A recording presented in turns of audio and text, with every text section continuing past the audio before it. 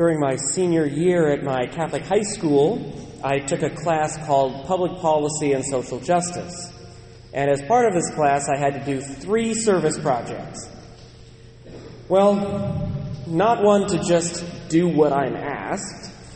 My 3rd service project was a little unorthodox. My 3rd service project was to forgive my father. Now, the reason I needed to do that was complicated and multifaceted. Part of it was some of the things that came up and were a result of the divorce that happened when I was 9. Some of it is just the normal stuff between fathers and sons, where if you're both stubborn and hard-headed, you start to fight with each other and not really agree with what you're going to do together and, the normal stuff like that. Doesn't really matter. What I found was that by my senior year, I had a lot of bitterness and resentment build up toward my dad. And I knew, because I was taking my faith seriously at the time, I knew that the 4th commandment would have me act otherwise.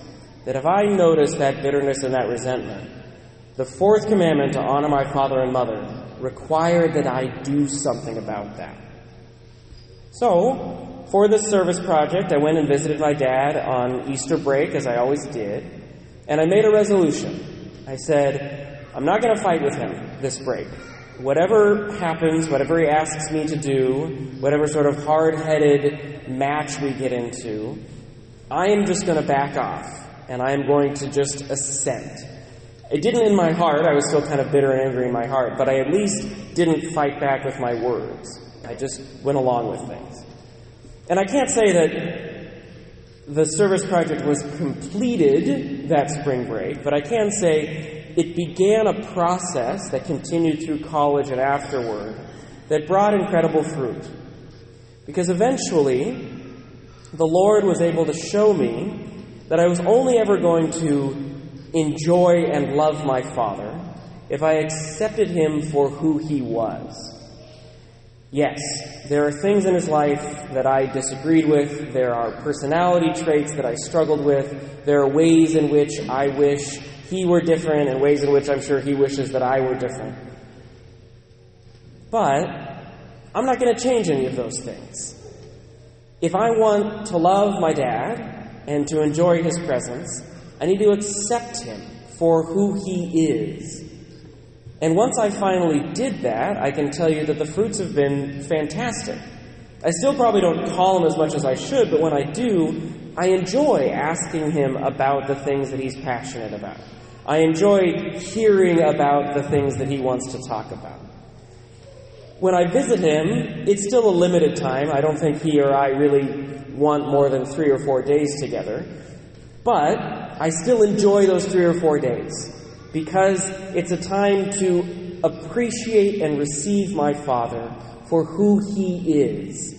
Not who I want him to be, not who I want to change him into, but for who he is. And for who he is a gift. Now I give you all of this because the 4th commandment, to honor our father and mother, is a commandment of God. It is God's will that we should have parents. As our first reading says, brothers and sisters, God sets a father in honor over his children. A mother's authority he confirms over her sons. It is God's will that we should have parents, and it is God's will that we should honor them. This is not an optional thing. And the reason it's so important that God made a commandment out of it is because our temptation as human beings is to make sure that everything, every relationship we have is voluntary. I choose my friends. I choose my tribe. I choose my spouse. But that's a huge temptation to selfishness. If I get to choose who I'm around, then I can always choose to walk away from them as well. But our parents, and on the flip side also our children, not chosen. These are people given to us by God whether we want them or not. They are our parents whether we like it or not. And when God tells us to love these people, to love our parents and to love our children, He's forcing us, through His commandment, to love somebody that we did not choose. That's an important movement in the spiritual life, to love somebody that you did not choose. It's possible and it's necessary, and it makes all of us holy. Now, I'll be the first one to tell you, parents are imperfect. And some people, I was very blessed, even with my struggles with my father, which again, not particularly unique, sons and fathers fighting. My parents were excellent, and they raised me well, and I never had to deal with things like abuse or manipulation or particularly toxic relationships.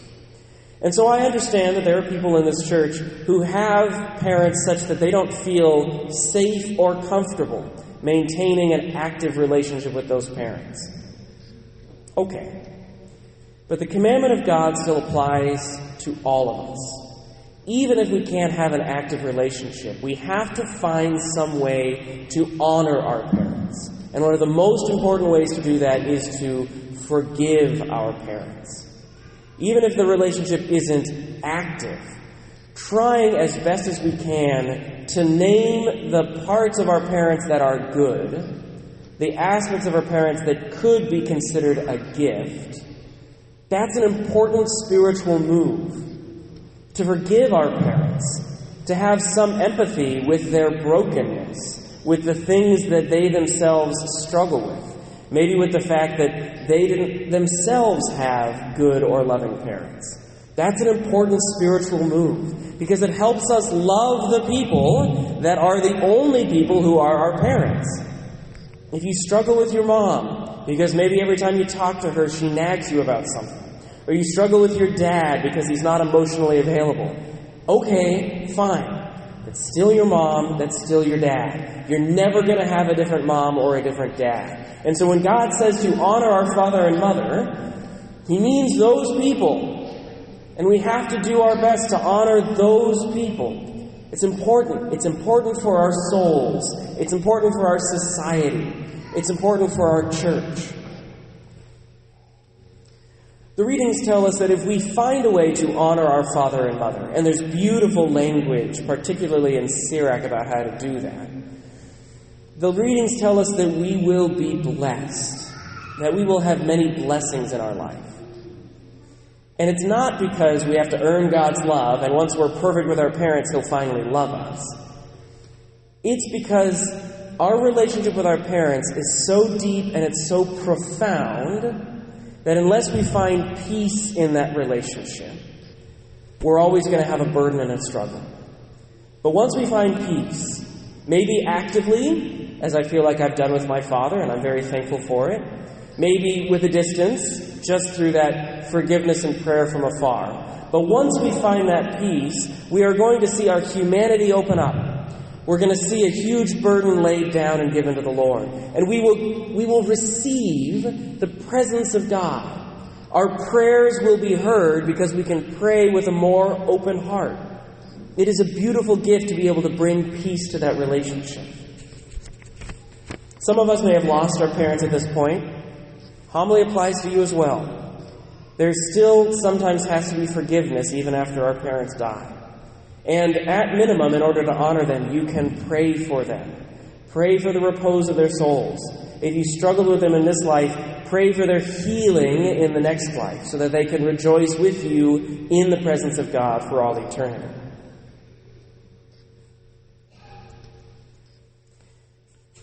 Because we have so rapidly disaffiliated from religion in this country, we have also rapidly run away from the fourth commandment. We see a lot of disrespect from younger generations toward older generations because we failed to respect our parents. And again, parents are imperfect like everybody else, so there's a lot of justifications and excuses for doing so.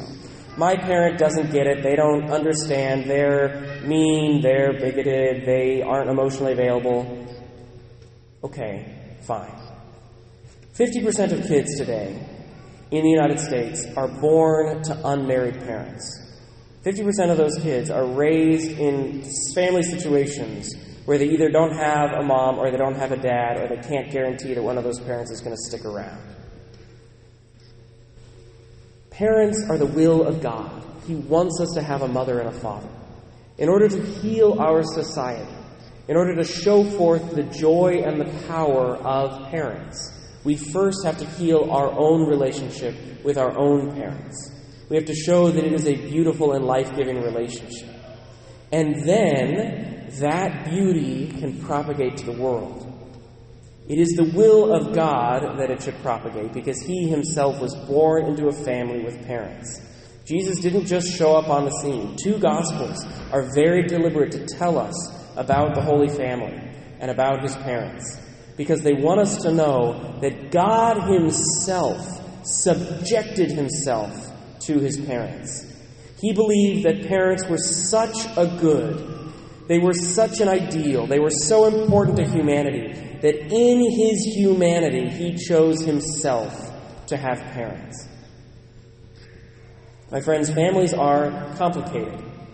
God knows that. His mother couldn't sin, but His father certainly could. But He desires that the family should be our ideal, that we should work toward it as best as we can, that we should try to heal our own relationships with our parents, to love them, to honor them, and then in loving and honoring our children to do the same for the next generation.